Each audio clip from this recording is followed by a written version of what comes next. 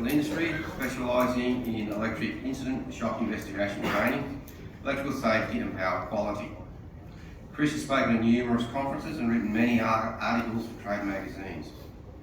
Chris is passionate about preventing electrical incidents and investigating incidents appropriately to prevent further business disruption and heartache.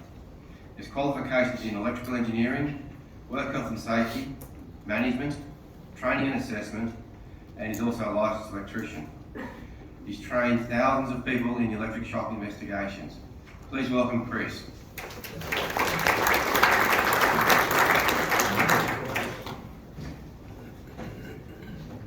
G'day everyone. You probably think, what the hell is he back again this year for? Well, a few reasons. The first is I try never to miss an opportunity to try and prevent incidents. The other I hadn't counted on until I saw Greg's stats this morning, and there's still a hell of a lot of shock and arc flash incidents occurring out there. So we need to do everything we can to prevent those. Another reason is that last year when I spoke about this topic, I concentrated mainly on long-term solutions to prevent incidents and design out risk. Unfortunately, it takes a while to get to that sort of position. So this year I wanted to talk a little bit more about how we get there, and also still looking at long-term solutions. My apologies to those that were at the NEMS conference in the Hunter recently, but I've included a couple more slides for you guys. Okay, so they're the topics. I think I'll just get straight into them. So first up, I just want to set the scene, and getting it wrong, can have serious implications. First up, you could have no effects. You could be very lucky and get away without any effects. You could get a minor tingle, or you could have severe injuries, perhaps from an arc flash injury or even electric shock injury. You could lose your job and livelihood, and all the flow-on effects from that, the heartache and stress that it brings to you and your loved ones. We certainly don't want to end up like Mark did there in those couple of photos. And I guess he was pretty lucky, really. Or he could die. All right, implications for the company. Now, there's a lot of implications there. All the heartache that to the colleagues of the victim, the investigators, the management, a lot of significant stress to all involved, and you've gone from managing the worksite to managing relatives. Not a good position to be in. Downtime, loss of reputation, etc., etc. And there's also the risk of prosecution, quite significant fines and jail time there. So up to 5 years jail time for an individual. We go to work just to make a buck. We don't want to have to fork out a heap of money and end up in jail. So we want to do everything we can to prevent this sort of situation, and then throwing it on top of that industrial or workplace manslaughter, 20 years imprisonment there, and up in Queensland something like $10 million fines. Other states were up around the $20 million fine for industrial or workplace manslaughter. Okay, so various types of testing. So we've got live testing, including proving dead, de-energised, condition monitoring, the de-energised testing or testing for dead, and then various types of testing that we do while the site is dead, and de-energised testing with the voltage, so perhaps continuity or insulation resistance testing. So we'll talk all about those. First up, live testing. So we have some legal obligations here under the Electrical Safety Regulation 2013 in Queensland. Now I know certain parts of that regulation are not applicable to mining, but these clauses are still good clauses to get your head around. So first up, Section 11, the person conducting the business or undertaking has a duty to manage the risk. So that's an overriding requirement. And work on energised electrical equipment has been prohibited under Section 14. It's been prohibited now in most states since about 2010. So we're 12 years on, and we should really have our head around that. Now, hopefully your electricians do have their head around it. When I go around the country training normal industrial or commercial and domestic electricians, they certainly haven't got their head around it. What they were trained to do originally, to go and say, take a voltage reading or a current tom at a switchboard, no longer are they able to legally, unless they do certain things. And we'll have a look at ways around that rule or that law shortly. Section 15, treat as live until isolated, tested and dead, and for HV the equipment is earthed. Section 17 is around lockout, tag out. So I could have got the gear out there to do it, but it's legislated that we must do lockout, tag out if we're going to work on de-energised equipment. And Section 18 gives us a few exemptions there to get out of Section 14. So we can work on live equipment under certain requirements, and gosh, in a lot of cases it's hard to justify and use any of those regulations. Perhaps one that might apply in your mine sites is we've got some piece of equipment that's not working correctly, and we do de-energised tests and we can't find the fault, so we might have to turn the power back on and do the fault finding live. If we do the sections 19 to 22 of the Act, the regulation, sorry, that are basically control measures that must be followed. So we'll look at those shortly too. Some of that we've already talked about. There's also monitoring and testing,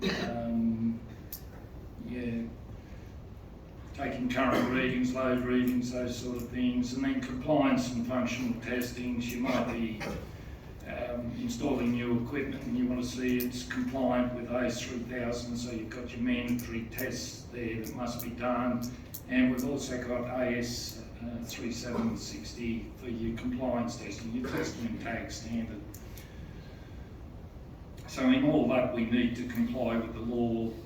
So some of the control measures in the short term will need procedures for. Now they're lower order controls, so not so effective, as is PPE. Non-contact testers, fused voltage leads with retractable covers, up-to-date plans. So there's some of your short-term controls, I suppose. And longer term, for proving testing dead, you can use devices such as the one shown there. Red bus bar out in the display room there, they've got their version 2. So I encourage you to have a talk to Red Bus Bar about testing dead safely. So you could have one of these devices on every final sub-circuit leaving your main distribution centres, and you will need one perhaps at the end of the final sub-circuit too, so at your large motor or whatever's connected on the end. So instead of removing the cover and testing what might be a potentially live item in your Cat 4 arc flash bomb suit, you can use one of these devices and do it quite safely. And talking to Chris out in the Red Bus Bar stand this morning, he's saying, there's a lot of other people other than electricians that need to isolate equipment, such as your mechanical guys. So they can do this isolation testing themselves without even needing to involve an electrician. So fault finding. So first up, under the law, we should be doing de-energised testing, so continuity tests and your insulation resistance tests. And I've got the insulation test in orange text there to indicate that there is a bit of a danger there. And then if everything else fails, we may have to do live testing, and we've got to comply with the regulation, and part of that will be getting permission from the PCBU to do the work. So no longer is it just a simple task, it's quite complex. Longer term, some solutions there that I spoke about last year was extra low voltage control circuits to minimise the risk. Again, up-to-date plans, settings for quicker trips, and replacement of protective devices. One of the things I see with a lot of the incidents around the country, particularly in mining and industrial applications, is just the harsh environment the electrical equipment's got to work in. And so maintenance is so important, and trying to get to that piece of equipment before it fails and causes a problem. The aircraft industry has been very good at doing their condition monitoring and doing the maintenance before failure, because they have to. We don't want planes falling out of the sky. And the same thing goes for your electrical equipment. If we can catch that before it fails and causes a potential incident, great. And condition monitoring, I'll talk more about that, and I've got that in orange again, so there's a risk there. So just taking some voltage readings.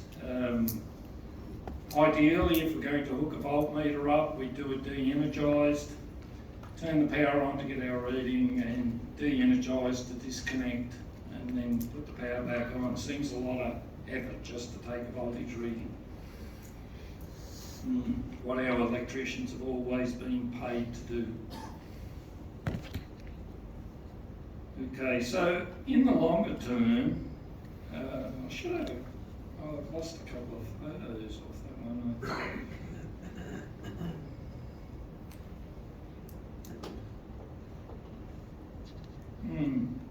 Doesn't want to go backwards. Can I go backwards one there? Thank you. So longer term, there's plenty of options there for us to monitor. So we can use miniature circuit breaker monitoring, such as the top left photo. We can use test blocks, the top right. The bottom right there's circuit breakers with monitoring capability now, and there's on the bottom left there's also plenty of monitoring equipment that we can use and connect permanently, particularly at sites if we're going to take readings regularly. And functional testing. So non-contact testers, again, now a lot of people don't like proximity testers. I love them. As long as you understand how they work, the disadvantages, the things that can go wrong, the same as any other test tool that you might use. And the RCDs, RCBOs, now under the wiring rules, we've got an obligation to test the continuity of the pole, so we do that de-energised before we put the power on, and under AS3000, we can simply do a push button test, or we can use our more expensive test equipment if we want. So we should have procedures for doing all that. Longer term for RCDs, we've got our rapid test device advertised over to the side there. So instead of just pushing our test button, we can do a controlled test process. I guess as time goes by, we'll find we've got more options to control the risk. Condition monitoring. One of the main risks I see there is thermal imaging. You know, we've been happy in the past to open boards, even take off perspex covers and expose our test people, whether they be our own or contractors, to significant risk. And whilst they might be suited up and they might live, they should live if they've got the right PPE on, do we really want people exposed to that level of risk?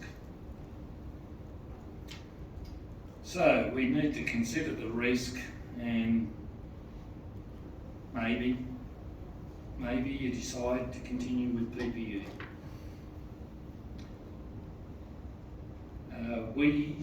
Daniel and I, we used to do some thermal imaging.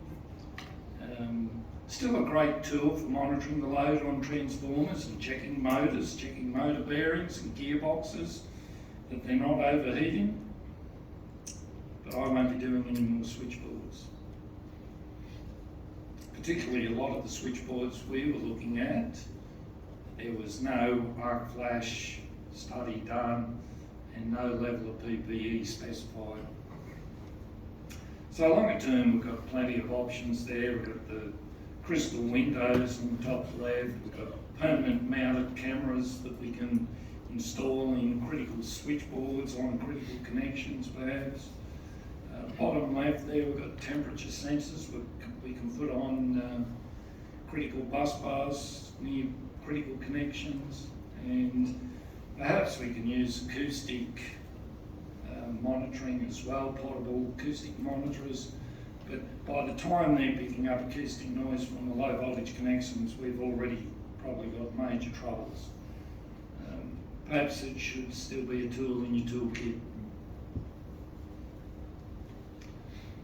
De-energised testing with voltage. So continuity tests, fairly safe.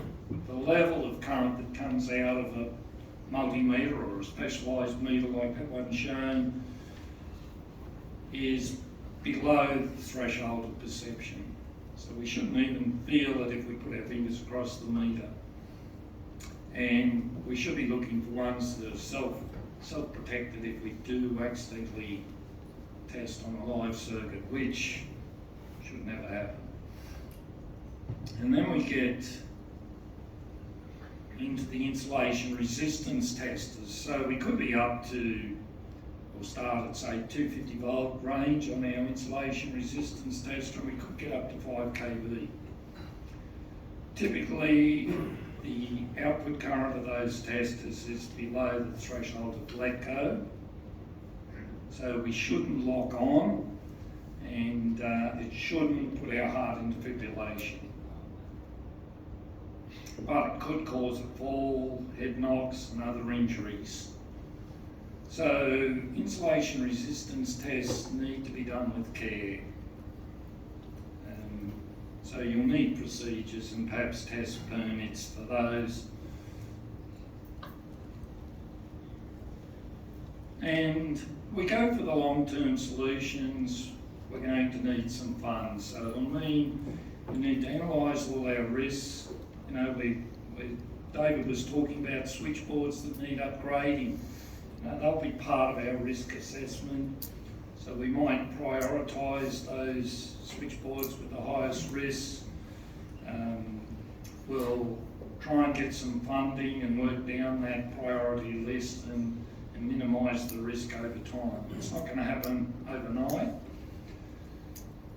But yeah, we'll need proper risk assessments and proper implementation plans, and we'll need to get management on site and convince them why we need to spend these millions of dollars over the next, say, 5 to 10 years to improve safety. Okay, so in conclusion, LV testing presents a significant risk, whether it be testing de-energised, testing live, which is banned under the regulation. So significant risk. Injuries and death may result, and we do a lot of electrical incident training and the occasional investigation, and it's not a nice process to go through. If you're on site, you've got the dead body there, and you're about to start your investigation. No one wants to be in that position. So I'd like to think that we'll go back, have a think about how we do things, and I did have a couple of extra photos that got missed from today's presentation. I'm sorry. One was,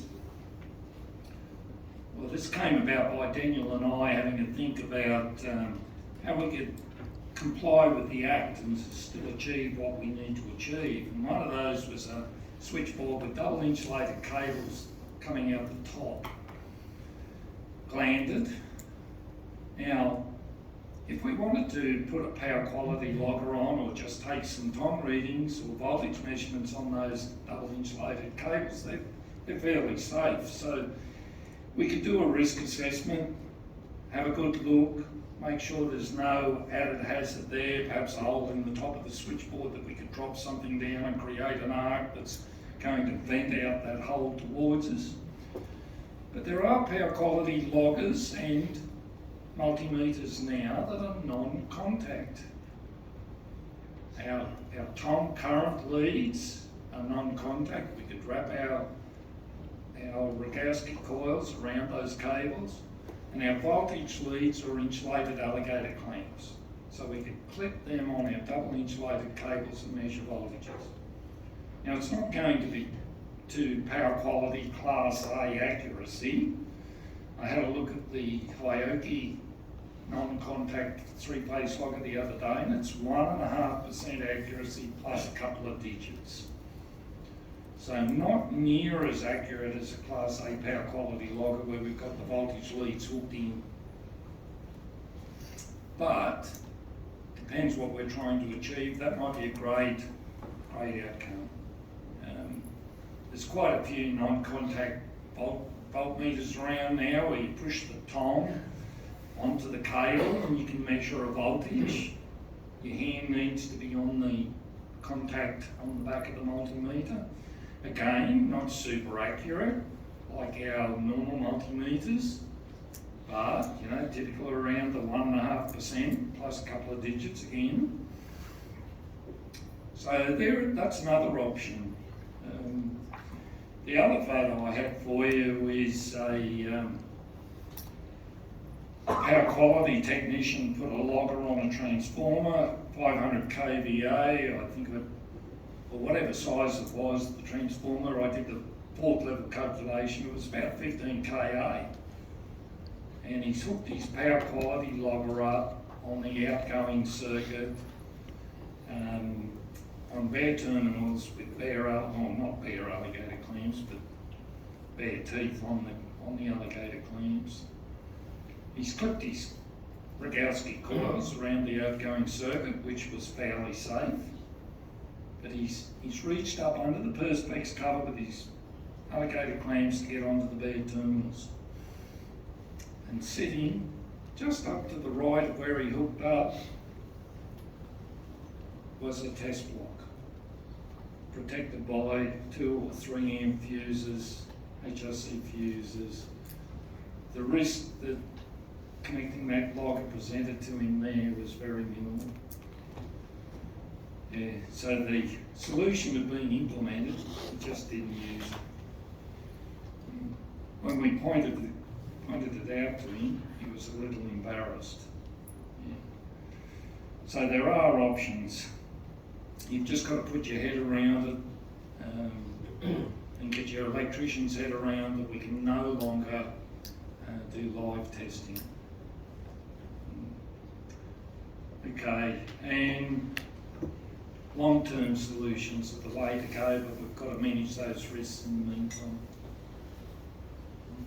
And certainly last year at this conference, Trevor Brown kicked off the whole meeting with a warning to everyone in the room that there shall be no live testing. He was quite clear about it. Okay, any questions?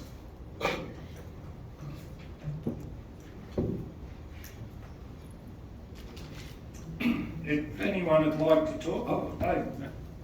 IP2X terminals. Sorry? IP2X terminals. If you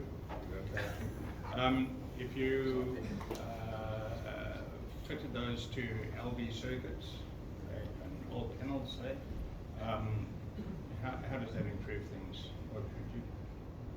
Depends how it's done. One thing with any retrofit, and David touched on it earlier, if you're going to do any retrofitting, you now become the designer under the law. And you may not know all the hidden design criteria that was used in that original design. So I am very cautious about any retrofits, if that answers your question. But certainly options like CT blocks for doing testing or test blocks reduces the risk. If anyone wants to talk to Daniel and I, we're here today and tomorrow, say good day. All right. Chris, once again, thank you. See you out here again.